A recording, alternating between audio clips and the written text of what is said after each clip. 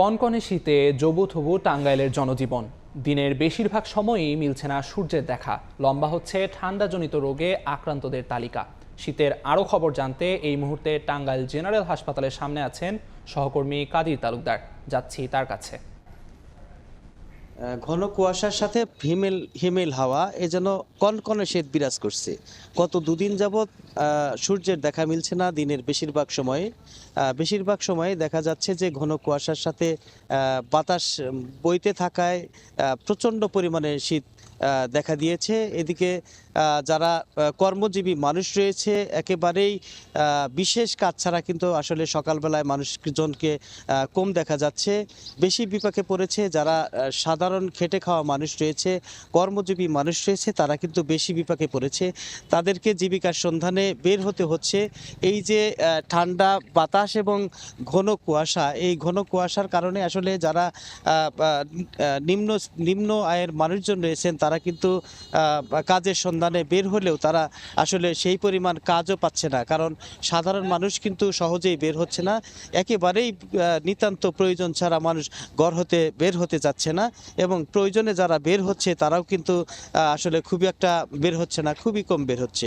অন্যদিকে এই যে ঢাকা টাঙ্গাইল মহাসড়ক যে রয়েছে সেই ঘন কুয়াশার কারণে দেখা যাচ্ছে যে দুপুর বেলাতেও হেডলাইট জ্বালিয়ে তাদেরকে যানবাহন চলাচল করতে হচ্ছে। এদিকে যারা নিম্ন আয়ের মানুষজন রয়েছে তারা জীবিকার সন্ধানে বের হয়ে ওই পরিমাণ আসলে যে পরিমাণ তাদের চাহিদা বা অন্যান্য সময়ে তারা যে পরিমাণ আয় রোজগার করতে পারে সেই আয় রোজগারও তারা করতে পারছে না।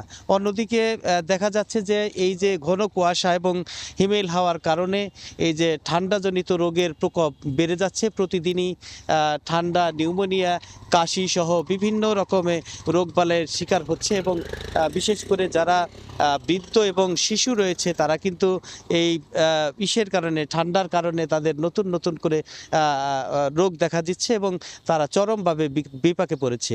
আমরা হাসপাতাল কর্তৃপক্ষ থেকে আমরা যতটুকু জেনেছি যে বেশ কিছুদিন যাবৎ, অর্থাৎ শীত শুরু হওয়ার আগ থেকেই তারা কিন্তু ব্যাপকভাবে রোগীর চাপ সামলাচ্ছেন। প্রতিদিনই এই যে ঠান্ডা, নিউমোনিয়া, কাশি সহ যে ঠান্ডা রয়েছে সেই রোগীর যে পরিমাণ রোগী ভর্তি হচ্ছে তার কমই আসলে ছুটি পাচ্ছে, অর্থাৎ প্রতিদিনই 50 থেকে 60 জন রোগী ভর্তি হচ্ছে। গত 24 ঘন্টায়ও এখন পর্যন্ত 60 জন রোগী টাঙ্গাইল হাসপাতালের জরুরি চিকিৎসা নিচ্ছে। তারা ডায়রিয়া এবং ঠান্ডা কাশিতে আক্রান্ত হচ্ছে, এবং সিট না থাকার কারণে তারা কিন্তু হাসপাতালের যে বারান্দা রয়েছে সেই বারান্দাতে এই ঘন কুয়াশা এবং শীতের মধ্যে তারা চিকিৎসা নিতে বাধ্য হচ্ছে। ফলে এই যে যারা চিকিৎসা নিতে আসছেন তারা কিন্তু চিকিৎসা নিচ্ছেন, যারা সাথে আসছেন অর্থাৎ রোগীর যে স্বজনরা রয়েছেন তারা কিন্তু নতুন করে ঠান্ডা, জ্বর বা বিভিন্ন রোগে আক্রান্ত হওয়ার আশঙ্কা করছেন। তারা আমাদেরকে বলেছেন যে এই যে ঠান্ডার কারণে যে রোগবালাই বৃদ্ধি পাচ্ছে, কিন্তু অন্যান্য যে সুযোগ সুবিধা হাসপাতাল কর্তৃপক্ষ সেই সুযোগটি দিতে পারছে না। অর্থাৎ 12টি সিট রয়েছে মাত্র ডায়রিয়া ওয়ার্ডে, সেই ডায়রিয়া ওয়ার্ডে কিন্তু এখন পর্যন্ত 60 জন রোগী ভর্তি রয়েছে। এদিকে টাঙ্গাইল মেডিকেল কলেজ হাসপাতাল নির্মিত হলেও, উন্নত চিকিৎসার জন্য নির্মিত হলেও পর্যাপ্ত পরিমাণে কিন্তু এই যে রোগী এবং অন্যান্য সুযোগ সুবিধা না থাকার কারণে সব ধরনের সেবা থেকে বঞ্চিত হচ্ছে, অর্থাৎ সব ধরনের সেবা টাঙ্গাইল মেডিকেল কলেজ হাসপাতাল থেকে দিতে পারছে না। ফলে এখানে যে নাগরিক সুবিধা সেই নাগরিক সুবিধাও ব্যাহত হচ্ছে বলে আমাদেরকে জানিয়েছেন। তো এই ছিল আসলে আমার কাছ থেকে টাঙ্গাইলের শীতজনিত বিশেষ রিপোর্ট। সহকর্মী কাদির তালুকদার সরাসরি টাঙ্গাইল থেকে জানাচ্ছিলেন সেখানকার শীতের পরিস্থিতি।